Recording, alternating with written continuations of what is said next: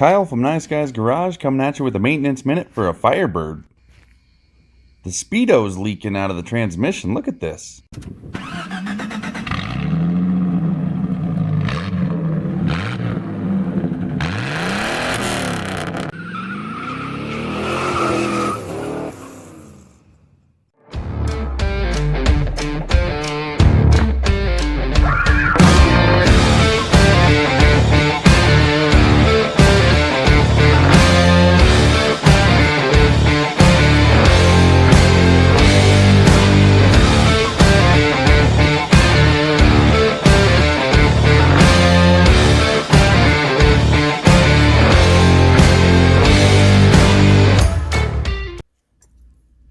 Listen to how nice this starts.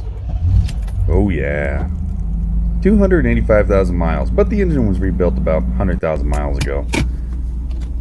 Back her on out of the garage. We only want to go about halfway. Yep, that way we're not on the slope. Trans Speedo fix. Alright, got the O-ring there. Another little smaller O-ring type deal. A couple different bolts, snap ring, washer, and then the little metal retainer clip there. I'm gonna time lapse this, but explain what I'm doing. Jacking up these unibody cars, you gotta be careful because they're not real strong, and it's got a front subframe, rear subframe that are strong, so I like to use those best I can. I jack up a little bit, get a jack stand under that front lower control arm on one side, then go to that engine cross member there that goes between the two control arms on the front side, and I jack it all the way up. If I was on the rear, I'd just use the rear axle. And then move my jack stand up here to where that cross member and control arm connect on both sides so it's even.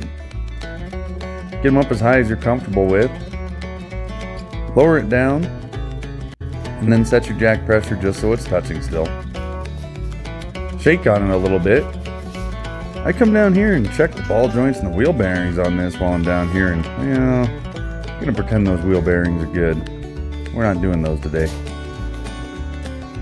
Dang it. This is what it all looks like. Nice and professional. Don't forget your wheel chock.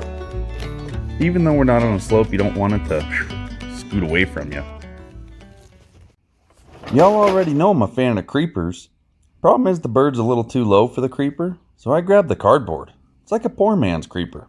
Or poor woman's creeper. Doesn't matter. And then grab your fluid container. Throw it under there to catch all the drips you're going to create. Scoot that poor man's creeper under where you think you might want to be. And then just scoot your own body down under there. Till you get under the transmission. The bell housing's there, and then here's the pan. How do you know what transmission you have? Look at the pan.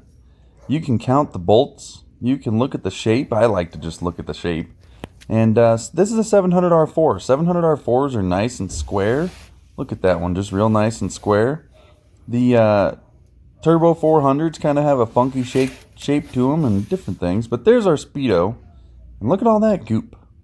That was a quick fix. I'm embarrassed I even did. But it got me down the road for another couple years. Then there's an electrical connector up here. You're going to want to pull that off. Get it out of the way. Use dielectric grease on it when you put it back on. And then we're going to use our 10mm socket. Camera see that real well? Nope, that's better. Alright. 10mm socket. Pull it on out of there. There's that little bolt. We're going to use the new one that came with the kit anyways. And then scoot your fluid container under here. You're going to make a mess. You got to pull this little... Okay, well that's not supposed to break. But a little retaining clip breaking like that's probably part of why it leaked in the first place. Then go to pull your Speedo out. Be careful now. Don't snap this inside of there. It's just a little plastic gear. So just be real gentle and... There we go. Oop, rest of that clip fell out. And good thing we had that fluid container there because that would have made a mess. But you won't lose too much. And look at this gear. That's your Speedo gear. You can actually swap those out if you change your rear end to make sure your Speedo stays correct. If you hear someone say re-gear, that's what they're talking about. And then scoot under to start cleaning out this gasket stuff. You won't have to do this to yours unless you were dumb like me and for some reason thought that it would be a good idea to cram all this stuff in here for a quick fix. So let's time lapse. Now hold on a minute here before you go and make fun of me for doing this in the first place. And you know what, you can a little bit.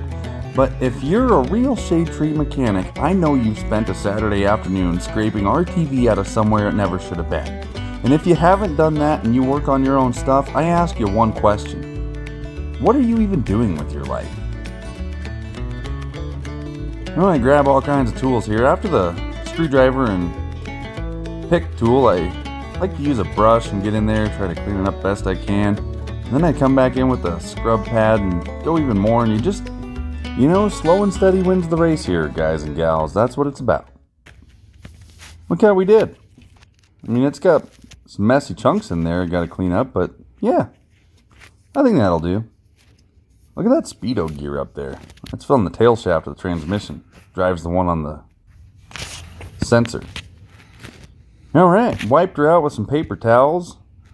Couldn't seem to keep the camera in place for that, so you'll just have to take my word for it. Don't use brake cleaner in here, just wipe it out. Wipe it out. Alright. More gloves. I know. I do like wearing gloves though. It doesn't matter what color they are. Just buy the cheapest ones you can find. That'll work.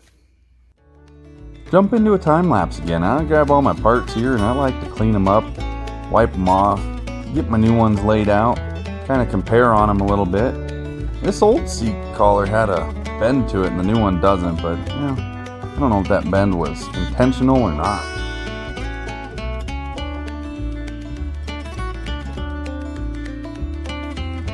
And as I'm getting all these things ready, I'm just cleaning up real good, making sure all the gasket material that I crammed in there is out of there. And, you know, kind of making sure I know how everything goes back together. I'd never done one of these things, and this kit I bought came with a little C-clip, and I saw, it looked like there might have been a spot for a C-clip down in there for the shaft on the speedo sensor, but after fiddling on her for a little bit, I decided I'm not going to use that new C-clip on this one because there was just no point in replacing it. So, here's what I did with that littler O-ring seal here. It goes around the shaft. There's another inner shaft in there. You kind of slide it over just like that and make sure that's flush with the body of the sensor there. Put your gear over and then start working on the big O-ring.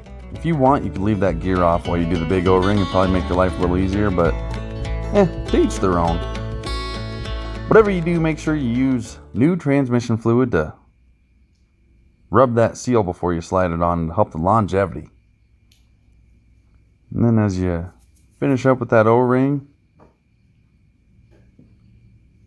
go ahead and lubricate it again so it's ready to put back in the transmission. Those two gears are going to mesh fairly easily, so you shouldn't have to use any force here. But you do want to make sure you get this all the way in there so it's seated and that outer lip is flush with the body of the transmission. Right there. Make sure that's flush. If you have to use a lot of force here, you're doing something wrong. You can spin and twist a little bit, but it shouldn't take much. And grab your seat collar and check on her, make sure it's going to line up with the bolt hole there. Sure does. And double check your seal. Remember we said flush? Just like this. That's what you want it to look like. Otherwise it'll leak. I changed my mind of the position of the electrical connector. I went, instead of the 6 o'clock up to the 12 o'clock, double check my seal. And the seat collar wouldn't fit, so I had to go to the 11 o'clock. This is, I think, the appropriate orientation of that connector. The 11 o'clock protects it from the road damage.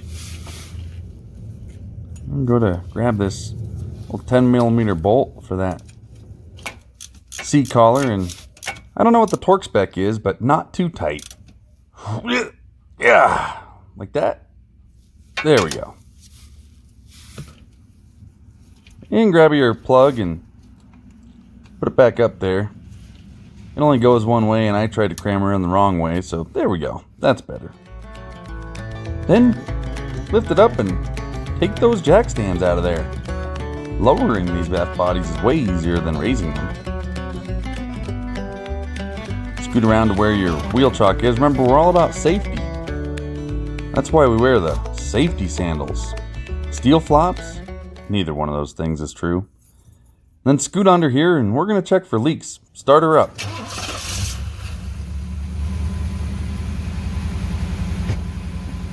Watching for leaks and giving her a little beans here and there, but nothing too crazy. Really just want to build some line pressure and see if that forces any fluid out of that seal. This one's looking pretty good. So we'll clean our tools. I like to use whatever solvent was cheapest in the spray variety. Brake and parts cleaner. Alright. And then scoot under here after it's been running for a little bit and double check the leaks again. No leaks means road test. That speedometer over there working on the left hand side is a good indication of everything going the way it should have. After it's at operating temperature, scoot on down and cram that into park, the P position.